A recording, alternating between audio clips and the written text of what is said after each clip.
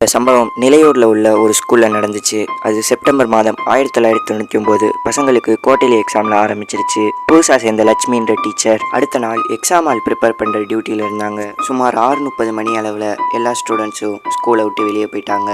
அப்போ லட்சுமின்ற டீச்சர் லேபுக்கு பக்கத்தில் இருக்க கிளாஸில் உட்காந்து அவங்க ஆன்சர் ஷீட்டை ப்ரிப்பேர் பண்ணிட்டு இருந்தாங்க.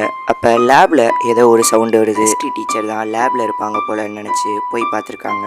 ஆனால் அங்கே பூட்டு போட்டிருக்கு, உள்ளே போக முடியல அவங்களால். அப்போ ஜன்னல் வழியாக பார்க்குறப்ப ஒரு பொண்ணு எதையோ வச்சு எழுதிக்கிட்டு இருக்கா. அப்போ அந்த டீச்சர் அம்மா கேட்டாங்க, எல்லாரும் ஸ்கூலை விட்டு போயிட்டாங்க, நீ என்ன எழுதிக்கிட்டு இருக்கான்னு. அதுக்கு அந்த பொண்ணு சொல்லிச்சு, என்னோட ஃபார்முலா இப்போ தப்பாக இருக்குது, அதை இப்போ மாற்றணும் அப்படின்னு சொல்லி பொறுமையாக அந்த பொண்ணு திரும்பிச்சு. அது மூஞ்சி பூரா தீக்காயமாக இருந்திருக்கு. இதை பார்த்த டீச்சர் பயந்து ஓடிட்டாங்க ஸ்கூலை விட்டே. அடுத்த நாள் திரும்படியும் பிரின்ஸிபலை பார்த்து கேட்டிருக்காங்க அந்த பொண்ணு யாருன்னு. அந்த பொண்ணு கிட்டத்தட்ட 3 வருஷத்துக்கு முன்னாடி இறந்து போயிட்டா. அன்னையிலேருந்து அந்த லேபை மூடிதான் வச்சுருக்கோம்.